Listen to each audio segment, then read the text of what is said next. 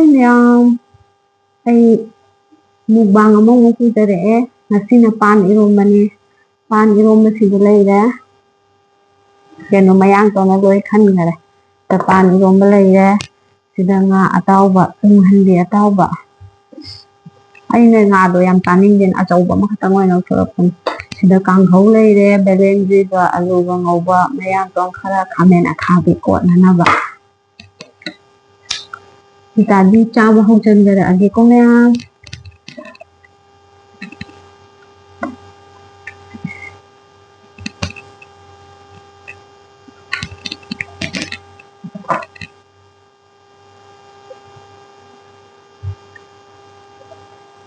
pan iromse kenoga kotladi hawgadabani kariba hinga ayambado kolamiga pan iromga kotpa yam chanabaneba aduga kenoga ikai thabiga sigidi leite mayang ton oina kotlage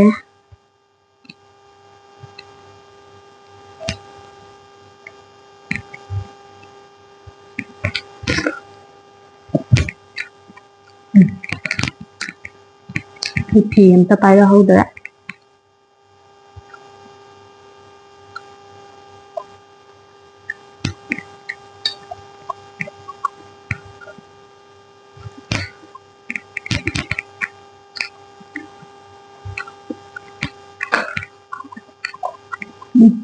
hawa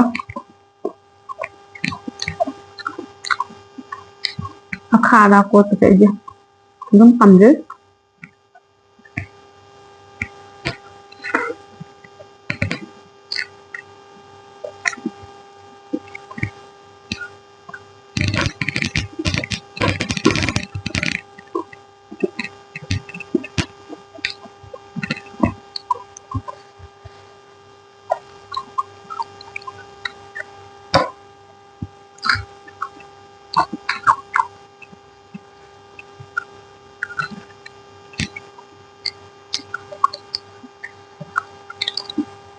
nung tayo sa tiyangkan ngarang nahanam sabo na sinung tayo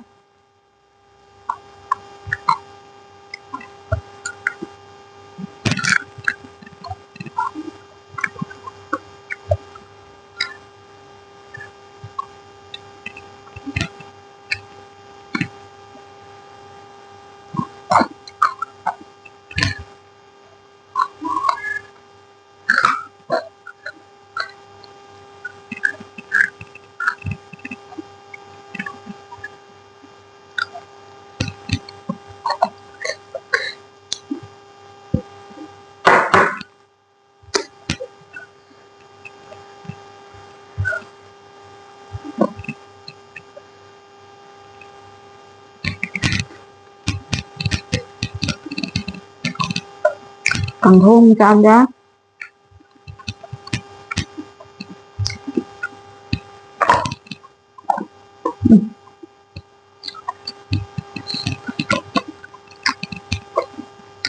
akhaba je khamina khabi misa anaubo oipe yam haw ai ngasai leirapan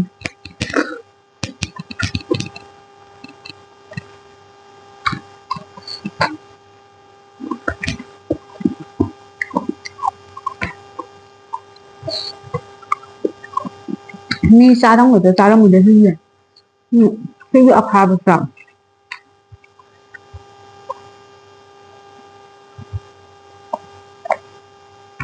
hawai chaga umuro ko mepado ado kotlaga chaw ya hawan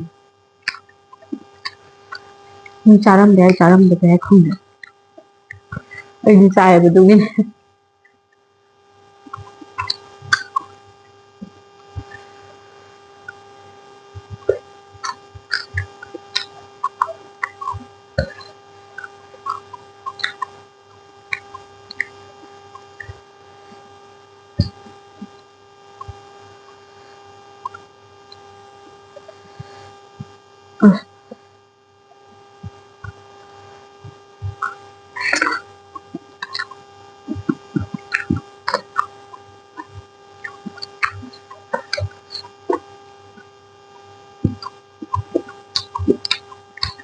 ꯍꯣꯏ ꯉꯥꯅ ꯇꯧꯔꯦ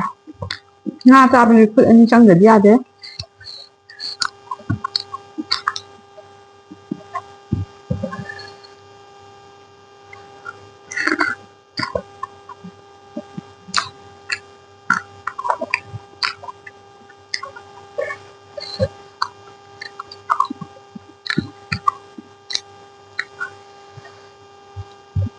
ꯄꯥꯟ ꯏꯔꯣꯝꯕꯅꯤꯅ sir sir ꯉꯥꯟꯊꯣꯛ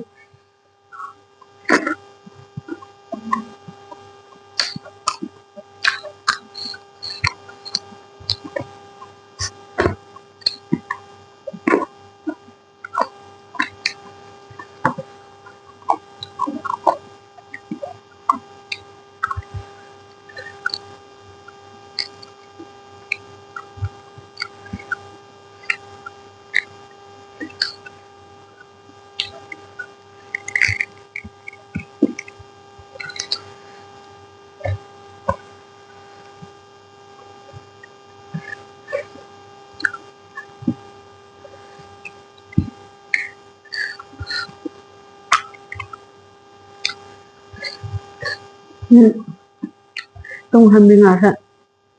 ꯐꯪ ꯐꯪ ꯆꯣꯡꯉꯤꯕ ꯑꯣꯏꯕꯒꯤ ꯍꯥꯎꯋꯦ ꯌꯥꯝꯅ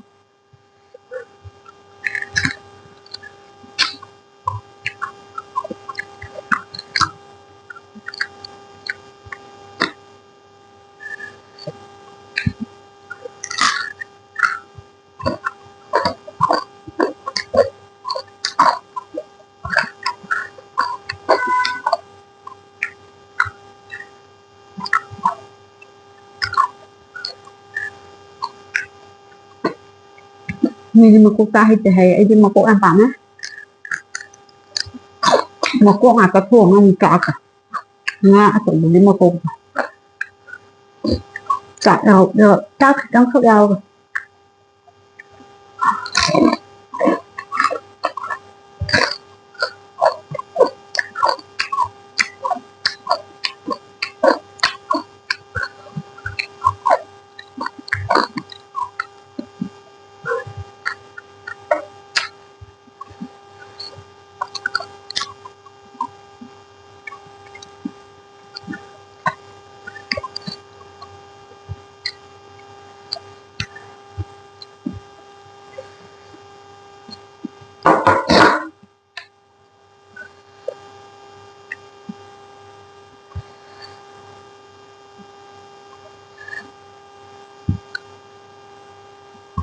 ꯃꯔꯨ ꯑꯆꯧꯕ ꯃꯌꯥꯝꯁꯦ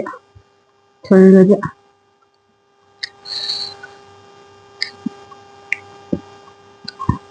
ꯃꯌꯥꯡꯇꯣꯟ ꯑꯃ ꯍꯥꯞꯀꯦ ꯁꯤ ꯃꯌꯥꯡꯇꯣꯟꯁꯤꯃ ꯍꯥꯞꯀꯦ ꯑꯗꯨꯒ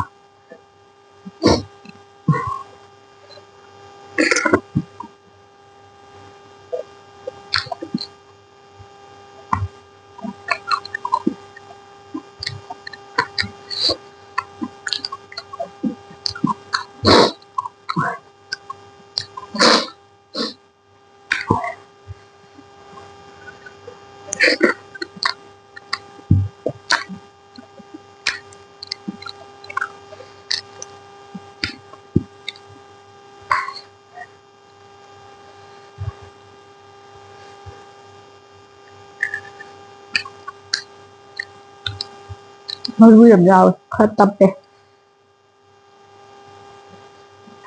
ꯃꯔꯨꯁꯦ ꯄꯜꯂꯗꯤꯕ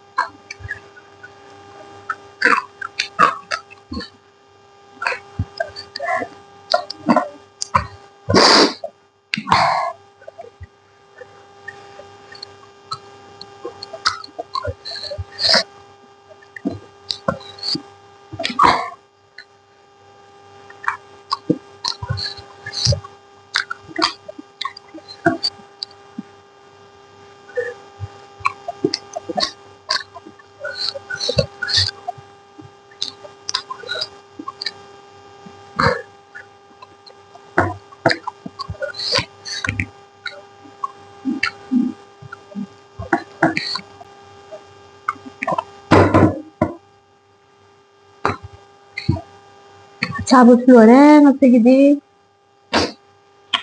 Ngasigidi matang fayda losenderage. Bye bye.